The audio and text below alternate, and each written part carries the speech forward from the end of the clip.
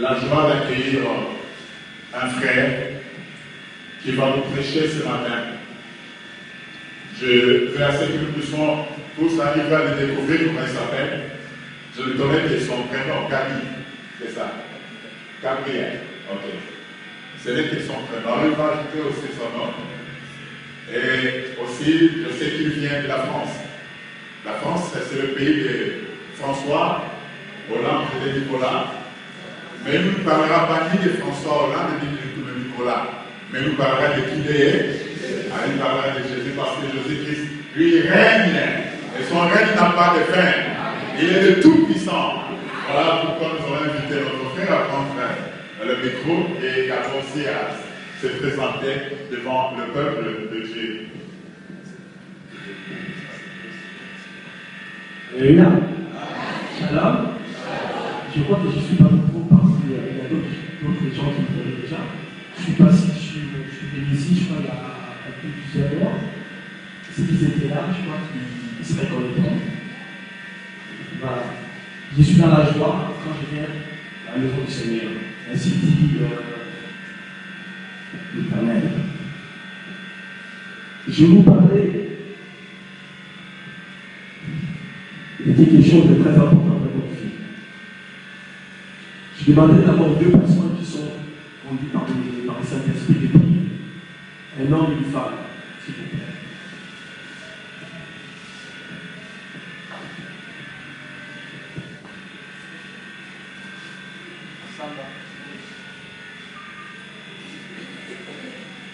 Éternel Dieu Tout-Puissant, Dieu de gloire, merci pour ces deux matins, Seigneur, que tu nous offres. Jésus-Christ, rien n'est hasard chez toi. Et Seigneur, quand tu nous donnes cette possibilité, cette disponibilité de nous retrouver en ces lieux, ce n'est pas en vain. C'est parce que, Seigneur Jésus-Christ, tu as prévu quelque chose pour la vie de tout un chacun de nous en ces lieux. Voilà, Seigneur, toi qui es élevé au-dessus de tout, Seigneur, toute intelligence et toute sagesse, Seigneur Jésus-Christ, humain, Seigneur Jésus, fléchis devant toi. Voilà pourquoi nous t'élevons ce matin afin que tu prennes la place du roi et la place du maître, Seigneur, pendant ces cultes. Que l'onction du Saint-Esprit, Seigneur, agisse parmi nous et que la grâce du Tout-Puissant, Seigneur Jésus-Christ, demeure en nous dans le nom de Jésus, nous t'en merci. Merci, Jésus. Merci.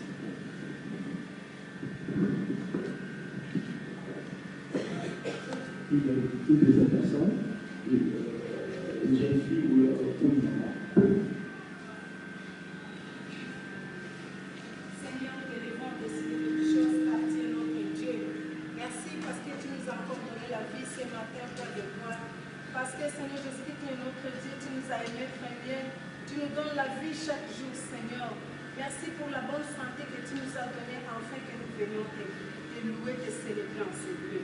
Merci Père de gloire parce que nous voulons aussi t'écouter. Seigneur, que tu enlèves à nous tout esprit de distraction, tous les esprits qui viennent endormir, Seigneur, tes enfants, nous les chassons au nom puissant de Jésus. Nous voulons que ton Esprit Saint, Seigneur Jésus-Christ, nous comble de bénédictions. Nous voulons que ton Esprit Saint, Seigneur, nous assiste pendant la prédication, afin que nous soyons concentrés. Parce qu'en écoutant cette bonne parole, Seigneur, nous serons intègres dans la vie chrétienne. Nous tiendrons devant les persécutions. Merci pour ton amour, Seigneur. Merci pour tes bienfaits. Merci pour ton serviteur.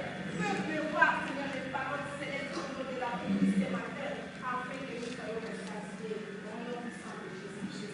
Merci. Merci, Seigneur. Je vais quand même me présenter pour une deuxième fois.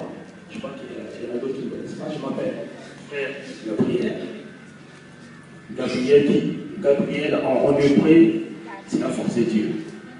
Moi, je ne suis pas la force de Dieu, mais Dieu est ma force. Voilà. Donc, j'habite en France. Je prie dans l'église depuis 50 ans, du pasteur Aaron. Voilà. Et je vous dis tout de moi. Je suis encore dans la joie. Parce que je vous vois ici le matin, ce n'est pas pour rien que vous êtes là. C'est Dieu qui vous a dit d'être là. N'ayez pas peur. Vos jours sera meilleur. N'ayez pas peur. Aujourd'hui, on va parler des portes. Il y a des bonnes portes, il y a des mauvaises portes. On va parler de tous les deux. Il faut savoir fermer des portes soit bien dans ta vie, qui t'amène à autre chose. Il y a des portes qui sont bien, qui t'amènera beaucoup de choses dans la vie. Nous allons lire, comme d'habitude, je vais essayer de faire participer tout le monde. Donc nous allons lire, s'il y a un sœur ou s'il y a une sœur ou un frère qui peut lire, en tout cas, ça me fera plaisir, et ça fera plaisir à Dieu aussi. Nous allons lire dans Luc 7, 36 à 50.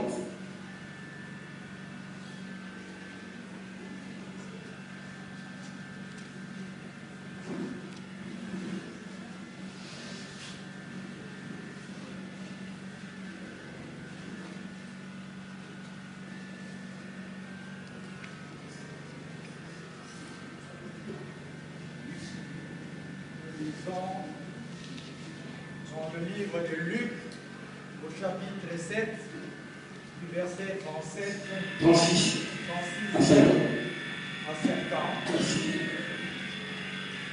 Un pharisien pria Jésus de manger avec lui. Jésus entra dans la maison du pharisien et s'est mis à table.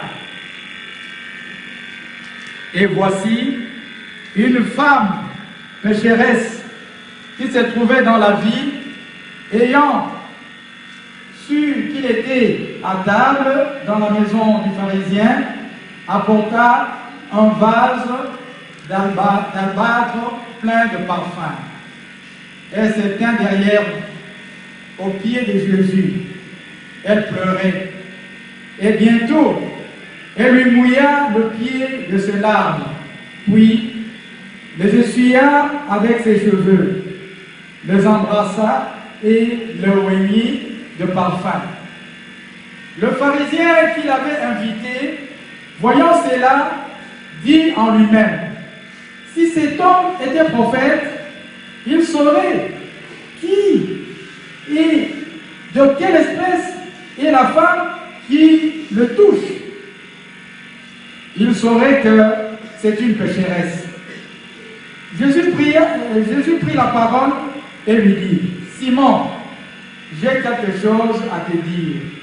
Maître, parle, répondit-il. Un créancier avait deux débiteurs. L'un devait 500 deniers et l'autre 50. Comme il n'avait pas de quoi payer, il leur remit à tous deux leurs dettes. Lesquels m'aimera le plus? Simon répondit, tu ne m'as point donné d'eau pour laver mes pieds, mais elle a mouillé de ses larmes et les a essuyées avec de ses cheveux. Tu ne m'as point donné de baiser, mais elle, depuis que je suis entré, elle n'a point cessé d'embrasser mes pieds. Tu n'as point versé d'huile sur ma tête, mais elle a versé du parfum sur mes pieds. C'est pourquoi je te l'ai dit. Ces nombreux péchés ont été pardonnés, car il a beaucoup aimé, mais celui à qui a pardonné peu, elle ne peut. Et il dit à la femme, tes péchés sont pardonnés. Ceux qui étaient à table avec lui se mirent à dire eux-mêmes, qui est celui-ci qui pardonne même les péchés? Mais Jésus dit à la femme, ta foi t'a sauvé et va en paix. Amen. Amen. Écoutez bien ça. Voilà ce qui s'est passé. Tout ça, ça se passe dans notre vie. Il y a des fois où on ouvre des mauvaises portes dans la vie. Cette dame-là, elle a ouvert une mauvaise porte. Qu'est-ce qu'il voulait faire après? Il voulait fermer cette porte-là. Elle est partie voir Jésus. Voilà tout ce qu'elle a fait. C'est pour dire à Jésus, j'ai ouvert une mauvaise porte dans ma vie. Je vais vraiment ouvrir une bonne porte. La bonne porte, c'était Jésus. Et c'est pour cela qu'en un instant, ses péchés étaient pardonnés. Elle a dit la vérité, elle n'a pas menti. Elle est partie voir Jésus. Et les autres, ils étaient là. Ils croyaient qu'ils étaient saints. 3 fois saints, 4 fois saints, 10 fois saints. Comme quoi, ils font jamais des péchés. Elle savait qu'elle fait des péchés. Elle est partie voir Jésus. Elle voulait absolument fermer cette mauvaise porte qu'elle avait ouverte dans sa vie. Elle voulait absolument fermer cette porte-là. Elle a dit non, j'en peux plus, il faut que je vois Jésus. Il faut que je vois Jésus pour fermer cette porte-là. Elle a utilisé du parfum.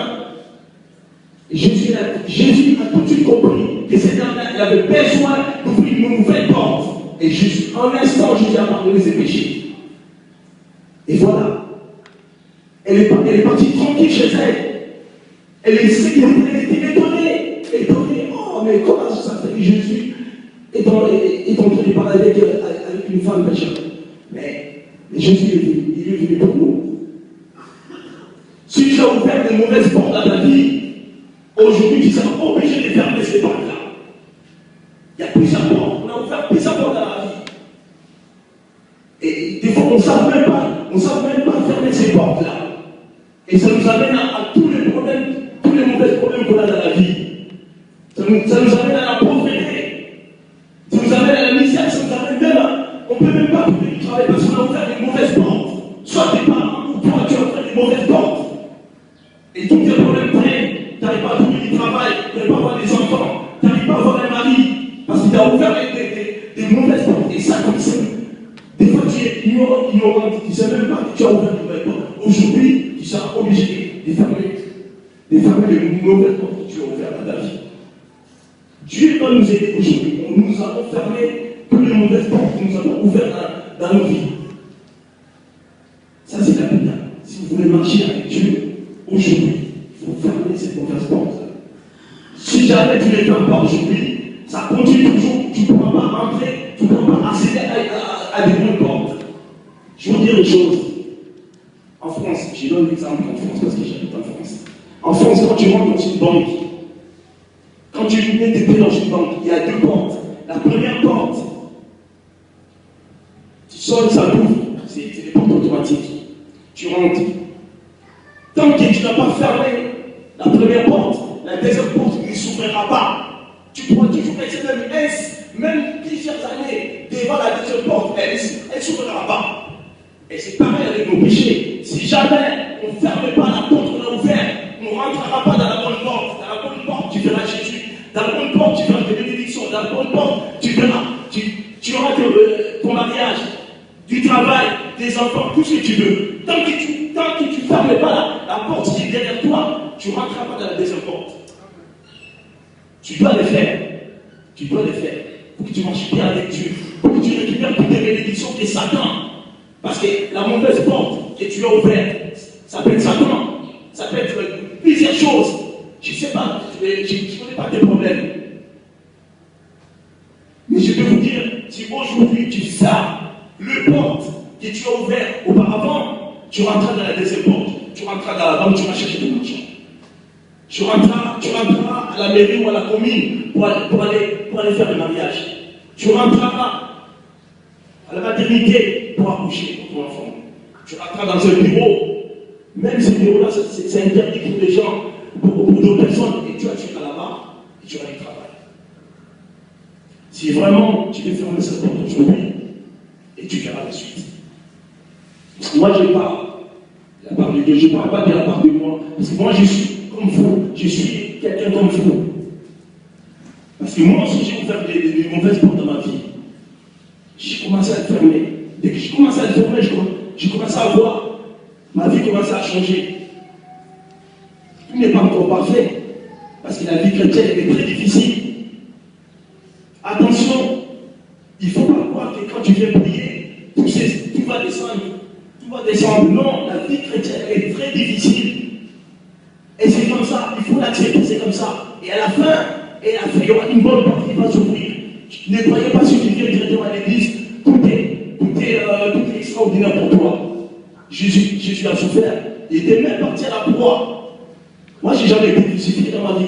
Je n'ai jamais été dans la croix, c'est Jésus. S'il a été à la croix, c'est pour nous. C'est pas pour qu'on souffre. Non. Parce que si on continue à souffrir, parce qu'on a ouvert une mauvaise porte dans nos vies, voilà ce qui arrive. On a des problèmes dans nos vies. Aujourd'hui, ces portes-là, on doit les fermer. Je vous en supplie, on doit les fermer aujourd'hui. Avant de partir chez toi, tu vas fermer ces portes ici. Tu rentreras comme on dit, bébé chez toi. Amen. Je parle à quelqu'un. Je parle à quelqu'un. On va lire encore 1 Roi 13, 11 à 34.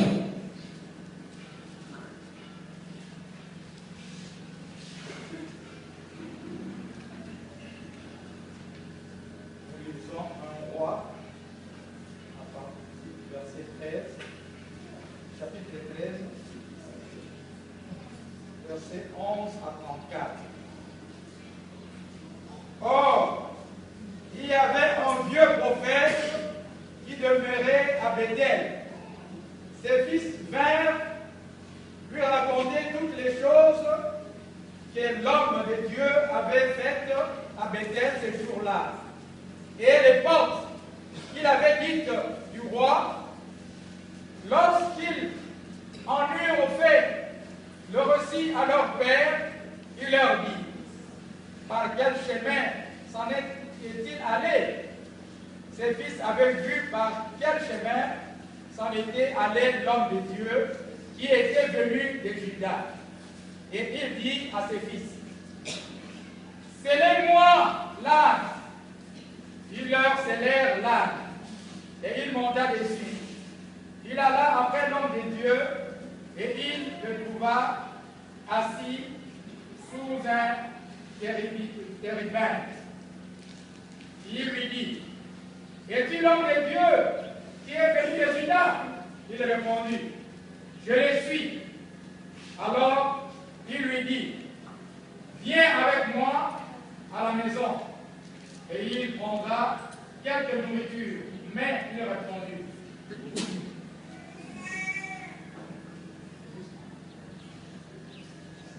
et il lui dit, moi aussi, je suis prophète comme toi, et un ange m'a parlé à la part de l'Éternel et m'a dit, ramène-le avec toi dans la maison, et qu'il mange du pain et boive de l'eau.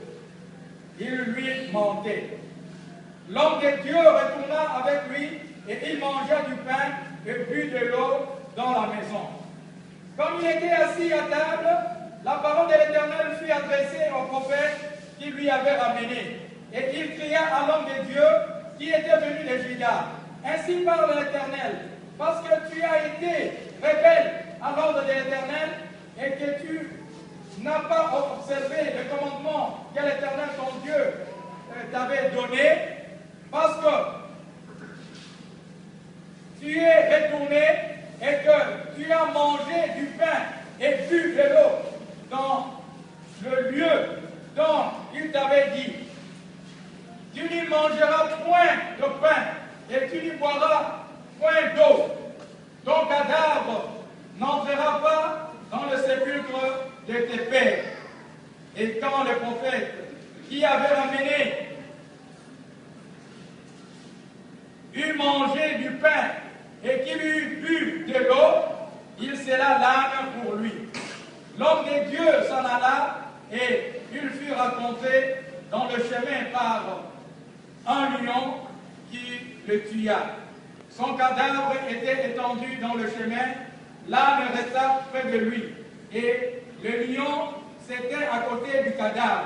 Et voici, des gens qui passaient virent le cadavre étendu dans le chemin, et le lion se tenant à côté de ce cadavre, et ils en parlèrent à leur arrivée dans la ville où demeurait le vieux prophète.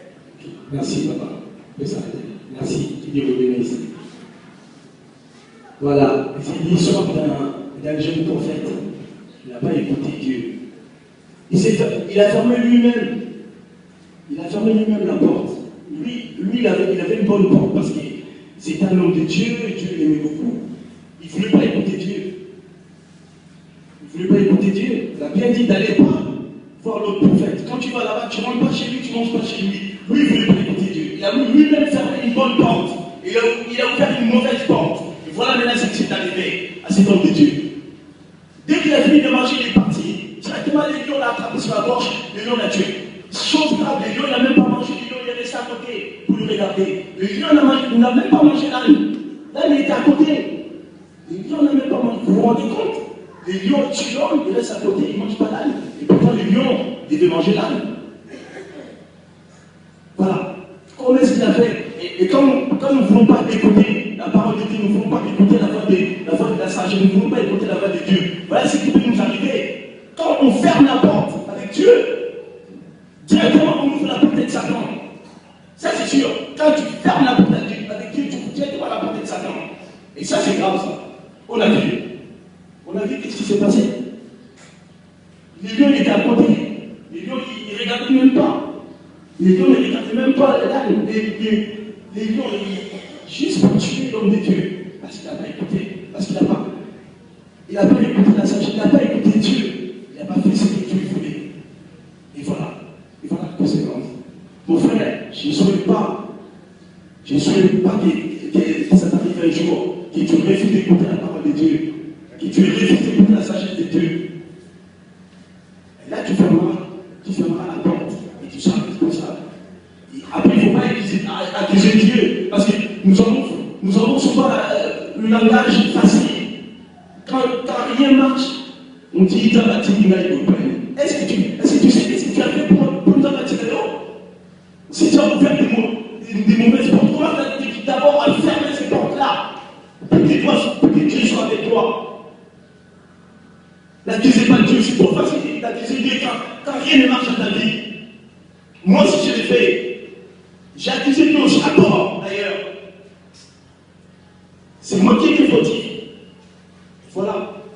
On accuse Dieu quand il marche. Tu vas chez un féticheur, et après, tu arrêtes, tu viens à l'église, tu ne viens même pas voir le pasteur ou les évangélistes pour dire que j'ai fait ça. Non, tu rentres à l'église comme ça, en toute impunité, tu demandes à Dieu de te pardonner.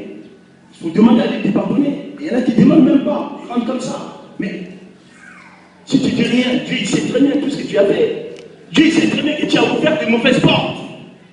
Et tu n'acceptes pas de fermer cette porte-là. Commence d'abord à fermer cette porte-là. Va voir le pasteur des évangélistes, tous ceux qui sont auprès des pasteurs, pour que tu commences d'abord à les expliquer les problèmes et fermer cette porte-là. Il y a plusieurs mauvaises portes dans notre vie. Il y en a plusieurs. Je ne peux pas les citer ici, il y en a plusieurs. Commençons d'abord à fermer pour les mauvaises portes qu'on a ouvertes. Commençons d'abord à fermer avant d'accuser Dieu n'agit pas. C'est trop facile de dire Dieu n'agit pas, c'est trop facile. Autrefois, il y avait la main, tout tombait. Mais maintenant, tu dois travailler. C'est trop facile de dire que j'ai pas de travail. Mais c'est normal, si tu sors pas, tu ne vas pas aller chercher du travail. Mais tu les travailles, ils viennent pas vers toi. Même à l'Europe, c'est pareil. Partout, c'est pareil. Si tu ne sors pas, si tu valorises pas ton corps, tu sors pas pour chercher, tu sors pas dans la route, tu vas chez toi. Le mari ne viendra pas chez toi. Le mari, tu trouveras peut-être ton mari à l'église ou sur la route. Mais il faut d'abord se valoriser d'abord. Fermez cette porte-là, le port tout ce qui n'est pas bien au yeux de Jésus. Il faut commencer d'abord à fermer nos mauvaises portes avant de commencer à accuser Dieu. Si tu fermes une mauvaise porte, tu verras une bonne porte qui va s'ouvrir devant toi. Nous allons lire encore. Je vais essayer d'aller plus vite, je vais porter.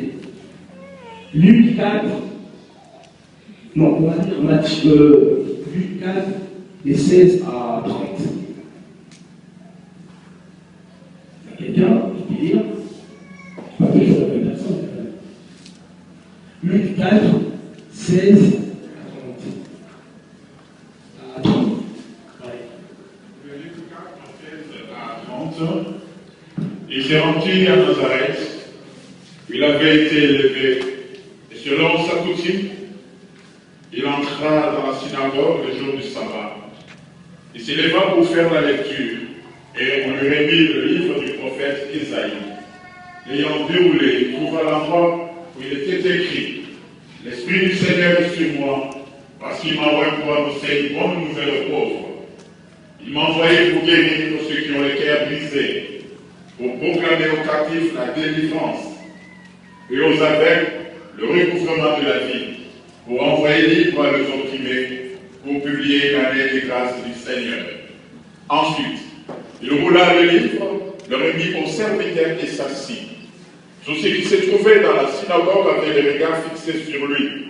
Alors il commença à leur dire, aujourd'hui, cette parole de l'Écriture que vous venez d'entendre est accomplie. Et tous lui rendaient témoignage. Ils étaient étonnés des paroles de grâce qui sortaient de sa bouche. Et ils disaient, n'est-ce pas le fils de Joseph?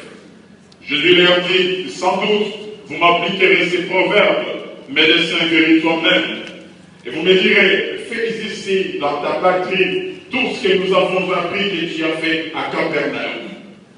Mais, ajouta-t-il, je vous le dis en vérité, aucun prophète n'est bien reçu dans sa patrie. Je vous le dis en vérité, il y avait plusieurs veuves en Israël du temps d'Élie, lorsque les ciels furent fermés 3 ans et 6 mois, et qu'il y eut une grande famine sur toute la terre. Et cependant, Élie ne fut envoyé vers aucune d'elles, si ce n'est vers une femme veuve à Sarepta dans le pays de Sidon. Il y avait aussi plusieurs lepreux en Israël du temps d'Élisée, le prophète. Et cependant, aucun d'eux ne fut purifié, si c'est Naaman, le Syrien. Ils furent tous remplis de colère dans la synagogue lorsqu'ils entendirent ces choses. Et s'étant levés, ils les chassèrent de la ville et le menèrent jusqu'au sommet de la montagne sur laquelle leur ville était bâtie, afin de le précipiter en bas. Mais Jésus, passant au milieu d'eux, s'en alla. Jusqu'à 30. Amen, papa, sois béni. Voilà. Voilà ce qui s'est passé. Jésus est venu vers eux. C'est malheureux ça. Ils n'ont pas voulu l'accepter. Lui, qu'est-ce qu'il a fait? Il a fermé la porte. Il a fermé la porte, il n'a pas hésité. Parce qu'il a trouvé que c'était une mauvaise porte, il a fermé la porte. Je vous dire encore une chose. Jésus, quand il était crucifié sur la croix, il y avait deux voleurs. Il y en avait un qui a reconnu Jésus. Lui, il a tout compris. Il a fermé la porte, la mauvaise porte qu'il avait accumulée pendant tant d'années. Il a dit, aujourd'hui, je vais fermer sa porte-là. C'est une chance. C'est immense aujourd'hui. Donc, il faut que je parle à Jésus. Il a dit à l'autre voleur, tais-toi. Lui, il n'a jamais rien fait dans sa vie. Il n'a jamais été voleur comme nous. Et voilà, Jésus l'a dit tout de suite, tu seras avec moi. Il a provoqué. Il a provoqué une chance immense pour ouvrir une bonne porte. Parce qu'il a saisi la chance, Jésus était là. Il savait très bien que Jésus c'était la bonne porte. Il savait très bien que tout ce qu'il a fait c'était une mauvaise porte. Il était voleur. Il a ouvert une mauvaise porte. Il a saisi cette chance-là pour ouvrir une bonne porte. Et voilà, c'est ce qui s'est arrivé. Jésus l'a dit, tu seras avec moi. Mon frère, il y a des fois, on ouvre beaucoup de choses dans la vie parce qu'on ouvre toujours des mauvaises portes. Tu critiques les gens qui t'ont rien fait. Et des fois, tu critiques même une personne qui t'a béni. Des fois, l'église, les frères et les sœurs, c'est pas seulement ici, mais souvent en France. Ici, j'y connais pas trop. Mais souvent en France, nous critiquons même nos propres frères. Les gens qui t'ont béni aujourd'hui, demain tu critiques. Mais tu as envie de fermer une bonne porte. Si tu critiques quelqu'un qui t'est béni, mais tu fermes une bonne porte, et tu ouvres une mauvaise porte, la personne va te bénir. Quand il va comprendre que tu es en train de lui critiquer, il va dire stop. Il va plus te bénir. Et voilà. Faites attention à tout ce qu'on dit. Les commérages, nous parlons trop, il y a des futilités, des choses qui n'ont rien à voir avec Dieu, des choses qui n'ont rien à voir avec l'évangile. Quelle est des futilités, quel est des mensonges? Toujours ça, des commérages, tu parles de ça, tu prends des affaires là, tu déplaces, tu mets le côté, tu formates ça, tu vas là-bas. Tu t'en sors pas, tu es en train de fermer les bonnes portes. Tu es en train d'ouvrir une mauvaise porte. Attention à ça. Fais très attention. Après, ne pleurez pas. Il ne faut pas dire que Dieu n'agit pas. Faites attention, mon frère et ma soeur. Cette parole est pour vous et pour moi aussi. Quand je prêche pour ceux qui sont devant, je prêche aussi pour moi. Faites très attention. Évitez de fermer les bonnes portes. Fermez plutôt une mauvaise porte. Oui, mais pas une bonne porte. Nous devons faire très attention. Je vous en supplie, mon frère et ma soeur. Si je viens là, c'est pour parler de la part de Dieu. Ce n'est pas pour parler de moi. Je vous en supplie. Fermons les mauvaises portes. Il y a des bonnes portes qui nous attendent. Il y a des bonnes portes qui sont juste devant toi. Comme à la banque. Il attend d'abord que tu fermes la mauvaise. Et pour que tu rentres dans la banque. Sinon, tu resteras là. Sinon, tu viendras à l'église. Tu vas perdurer. Tu viendras à l'église. Tu resteras très longtemps. Tu ne vas pas dans l'élection. Après, tu diras Dieu n'agit pas. Tu changeras des églises à l'église. Et c'est valable partout. Partout où tu iras, ça sera valable. Parce que Dieu, il est partout. Si tu changes d'église, Dieu te voit. Tu ne vas pas te cacher. Faisons attention. Fermons les mauvaises portes. Ouvrons les bonnes. Il y a des bonnes portes qui nous attendent. Il y a des portes que tu n'as pas encore ouvertes dans ta vie. Qui sont juste à côté là. Si aujourd'hui, tu acceptes de fermer toutes les mauvaises portes, demain, tu verras des bonnes portes qui vont s'ouvrir pour toi. Qui croit ça? Est-ce qu'il y a quelqu'un qui croit? Aujourd'hui, c'est ce qu'on va faire. Je ne vais pas être plus long, je suis déjà en retard. On va prier, tout le monde, on va se mettre à genoux, on va prier. Tout le monde va prier de sa façon. On y va là, comme tu veux. Nous allons prier, nous allons prendre 5 minutes pour prier. Vous demandez à Dieu que Dieu nous aide. Parce qu'il y a des portes où tu seras obligé de demander à Dieu de t'aider pour fermer ça. Parce qu'il y a des portes qui sont très loin fermées. Il y a des portes blindées. Vous connaissez les portes blindées? Dans des banques, là où on met de l'argent, on met une porte blindée, une porte aimée. Ça pour ouvrir ça, tu sais, tu es obligé de dire à Jésus, à Dieu, de t'aider à ouvrir ça. Mais sinon, tu resteras là. Et ça risque d'être pire pour toi. Après, ils vont te traiter des sorciers, ils vont te traiter tout ce que tu veux. Parce que tu ne changes pas. Quand tu viens à l'église, tu es obligé de changer. Si tu ne changes pas, ce n'est pas normal. Parce que tous les gens qui ont rencontré Jésus, ils ont changé dans leur vie. Et toi, tu es obligé de changer. Tu es obligé de changer. Ce n'est pas normal si tu ne changes pas. Tu viens à l'église, tu ne changes pas, tu restes toujours la même. Ce n'est pas normal. Tu dois changer. Aujourd'hui, tu dois changer. Aujourd'hui, je te dis, mon frère, ma sœur, tu dois changer. Tu dois demander à Jésus de t'aider à ouvrir la bonne porte et à fermer la mauvaise. Même si c'est blindé, Jésus va donner un coup de pied, ça va se fermer tout seul. Et la bonne porte, ça sera Jésus qui va s'en occuper. Amen. Nous allons prier. Nous allons nous mettre à genoux. Tout le monde, sans exception. Nous allons prier pour que Jésus nous aide à fermer toutes les mauvaises portes. Mon frère, ma soeur, sois sincère. Soyez sincère. Parce que tout ce que tu vas dire, Dieu va l'écouter. Demande à Dieu qu'il t'aide à fermer les mauvaises portes et qu'il t'aide à ouvrir la bonne porte. Parce que la bonne porte, ça peut être ton mariage. La bonne porte, ça peut être du travail. Ça peut être des enfants. Ça peut être tout ce que tu veux dans la vie. Tout ce que tu veux du bien dans la vie, c'est les bonnes portes. Demandez à Dieu qu'il t'aide à fermer toutes les mauvaises portes. Toutes les mauvaises portes. Sans exception. Tu ne caches rien.